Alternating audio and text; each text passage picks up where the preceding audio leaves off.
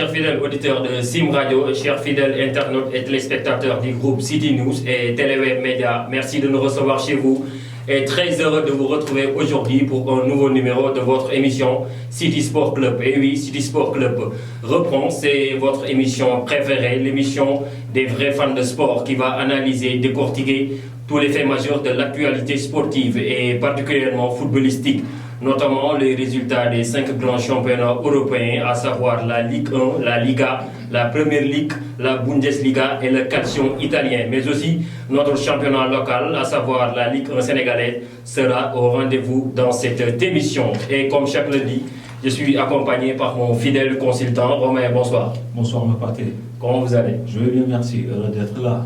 Ça fait un bail, hein? Oui, ça fait un bon moment. Et pour le sommaire aujourd'hui, on va parler d'abord football européen avec l'Angleterre.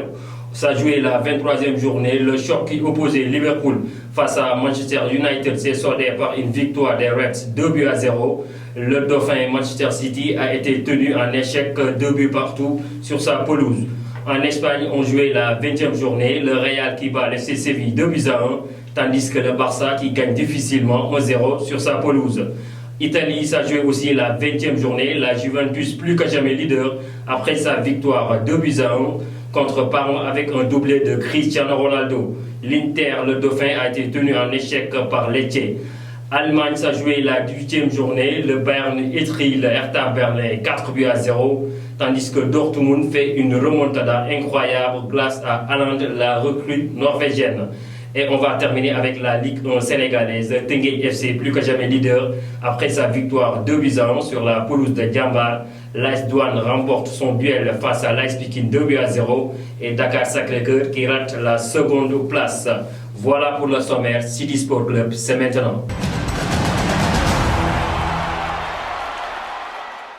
Romain, comme on l'a dit dans le sommaire, on va commencer par le championnat européen avec l'Angleterre où le choc de cette journée se jouait ce dimanche avec Liverpool, un club qui vous intéresse sûrement, qui recevait Manchester United de victoire des Reds 2-0.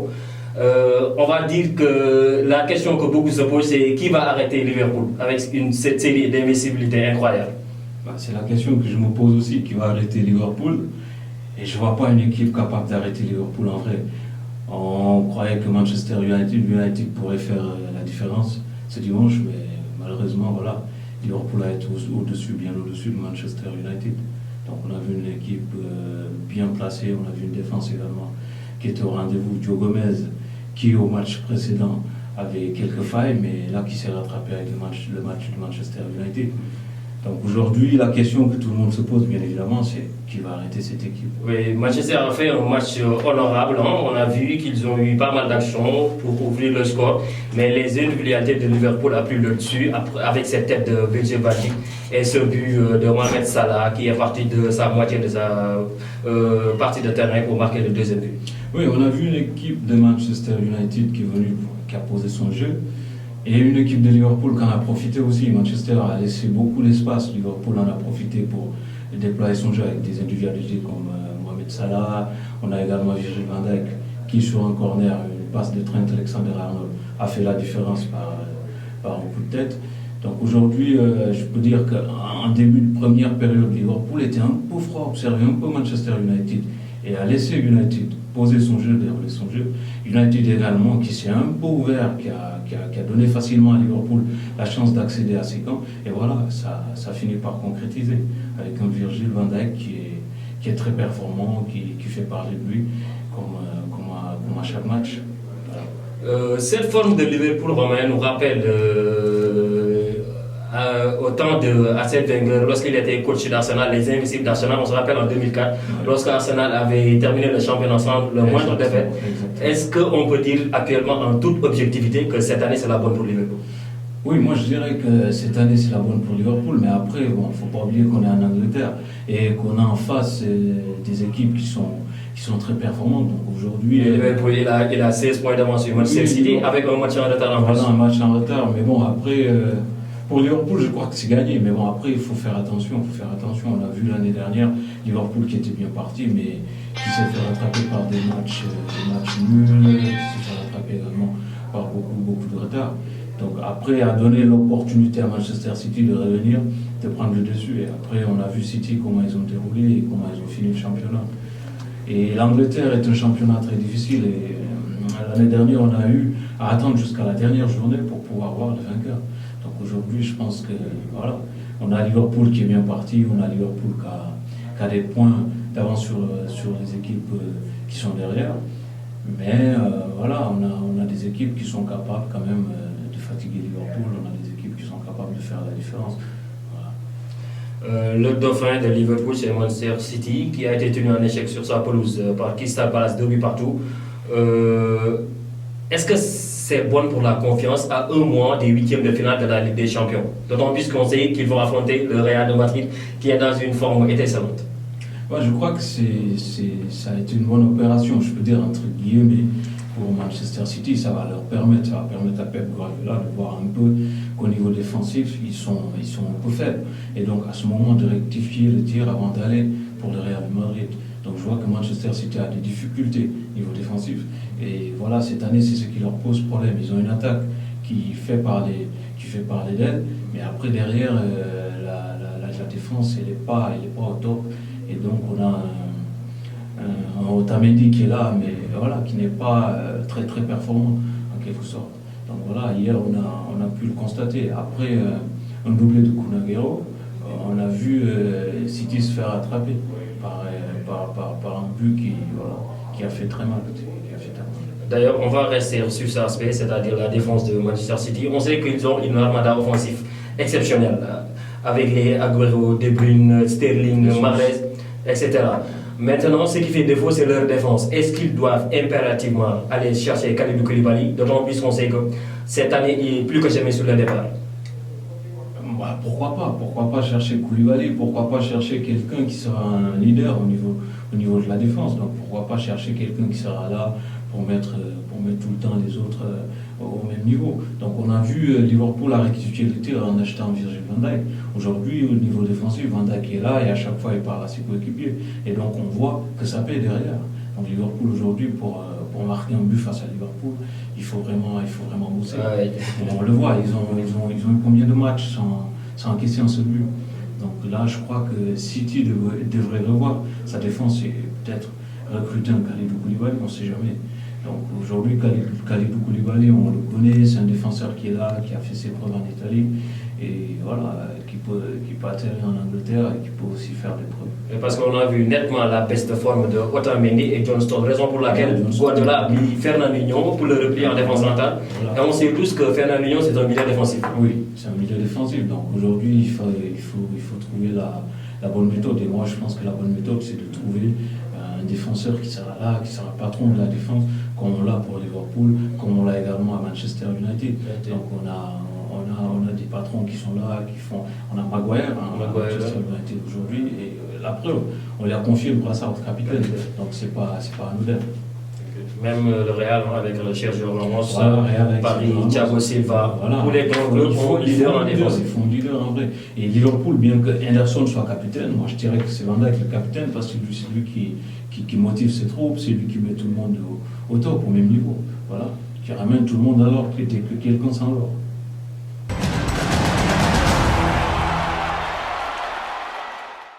En Espagne, ça a joué la 21e journée. Le Real s'est imposé sur la pelouse du FC Séville 2-1 et la bonne série du Real continue. Oui, la bonne série du Real Madrid continue, mais un Real Madrid qui, au niveau de l'attaque, est un peu fébrile. Il faudra noter qu'il n'y a pas Karim Benzema. Et donc, on a des attaquants qui sont là, mais à la finition, il n'y a rien. La preuve, on a vu un Casemiro terrain qui vient pour marquer. Donc, voilà, il y a un problème quand même. Bien que l'équipe est là, bien que l'équipe fasse ses preuves, bien qu'il y ait la victoire, on a une attaque du Real Madrid qui est un peu fébrile.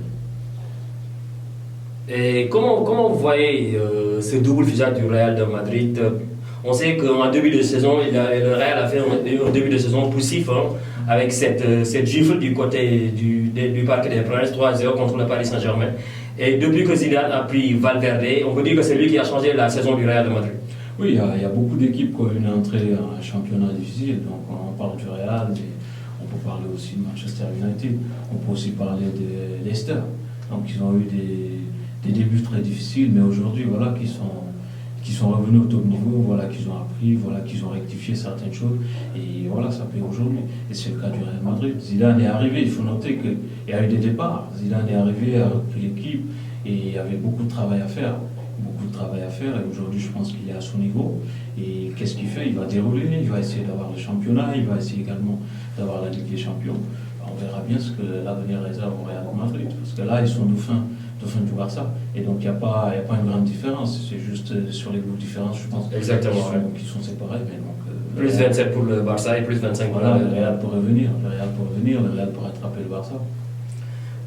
D'ailleurs, le Barça a gagné difficilement sur sa pelouse 1-0 contre Grenade pour la première de l'équipe et 7e. Vous pensez que qui peut être l'homme de la situation qui peut redresser le Barça après ces matchs difficiles que le Barça a traversé avec Valverde? Peut-être, moi je dirais peut-être, mais je ne suis pas convaincu. Mais aujourd'hui, on a des failles au FC Barcelone, on le voit très bien.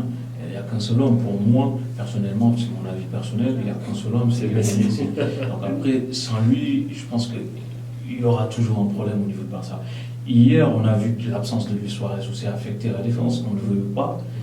Il rate beaucoup d'occasions, mais c'est quelqu'un quand même à la finition, il est impeccable. Et voilà, comme je dis, comme j'ai l'habitude de le dire toujours, sans Lionel Messi, on a un Barça qui est fébrile. Voilà, c'est lui l'homme de la situation, c'est lui qui décante les situations, c'est lui qui lance des occasions, c'est lui qui fait des passes. Et au finish, c'est lui qui fait les buts aussi. C'est ce qu'il faut retenir.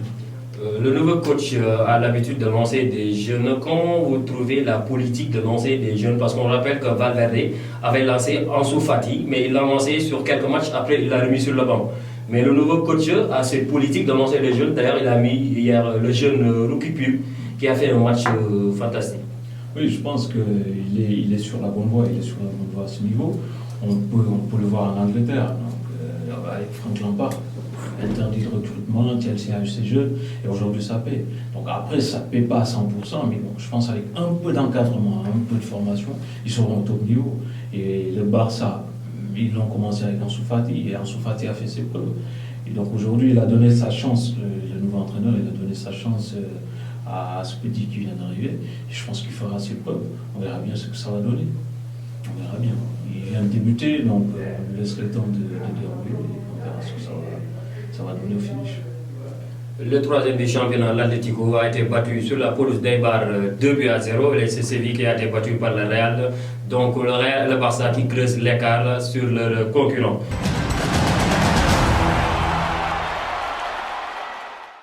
En Italie, on jouait la 20e journée. La Juventus de Turin a gagné contre Parme 2-1 avec un doublé de Monsieur Cristiano Ronaldo. Toujours c'est une machine, ce gars. Du haut de ses 34 ans. Une machine. Et il continue à faire parler de lui. Il continue à battre les records. Donc c'est ça qu'il faut retenir avec Cristiano. C'est un grand joueur. Ça restera un grand joueur. Et donc voilà.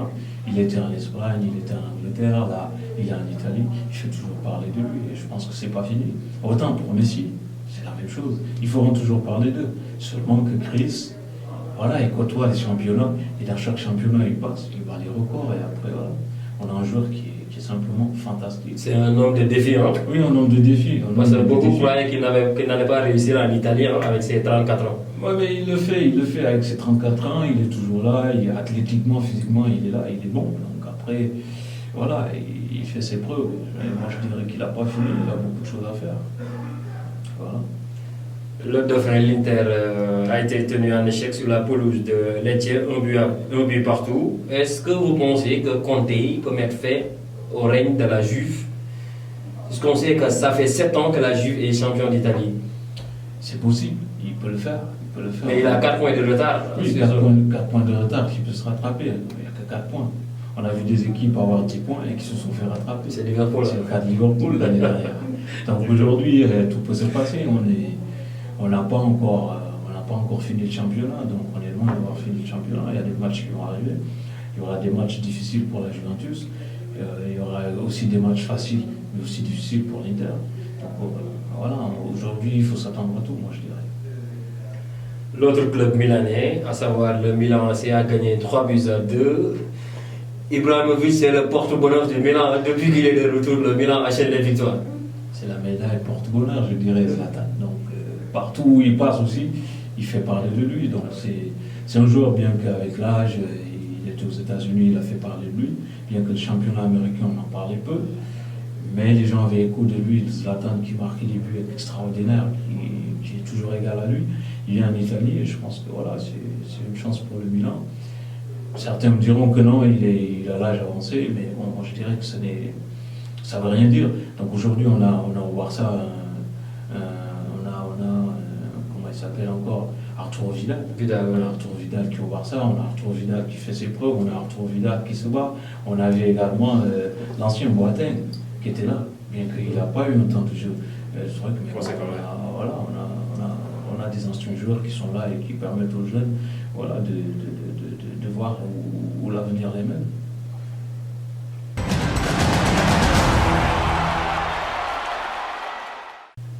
En Allemagne, ça a joué la 18e journée et le Borussia Dortmund a fait une remontée incroyable parce qu'ils étaient menés 3-1.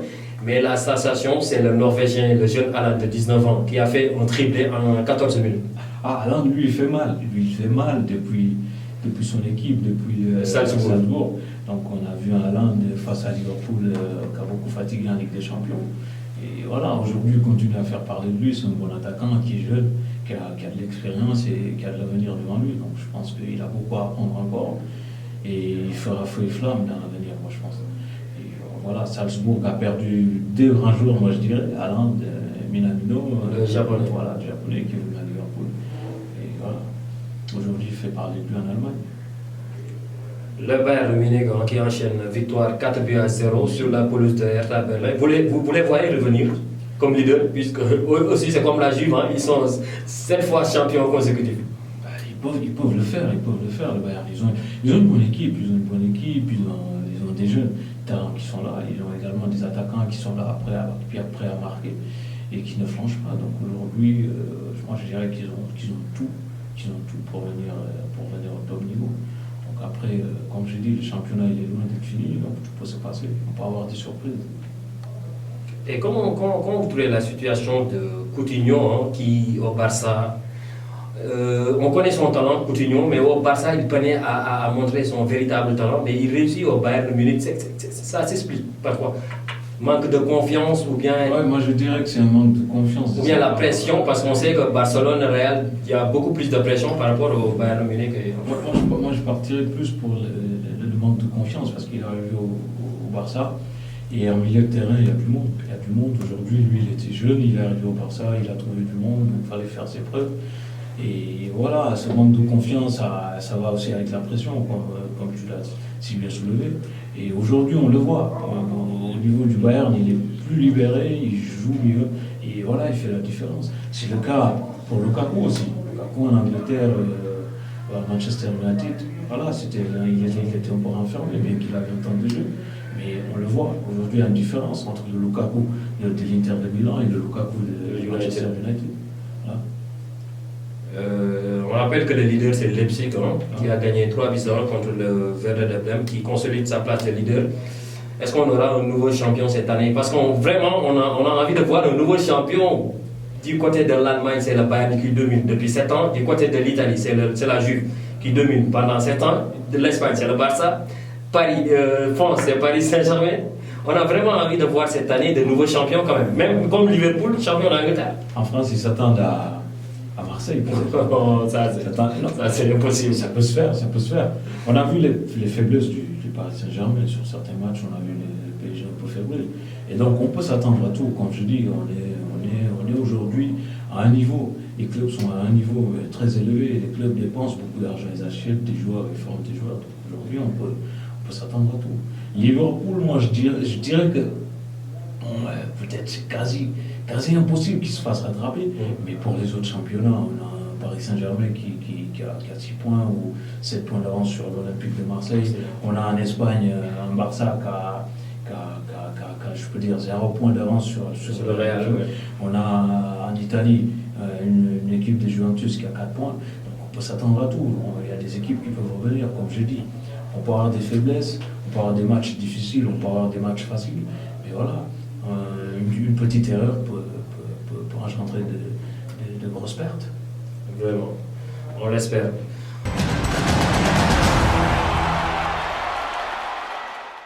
On va changer de continent, revenir chez nous, parler de la Ligue 1 sénégalaise. Ça s'est joué, et comme Liverpool du côté de l'Europe, Teungueth FC est sur une série.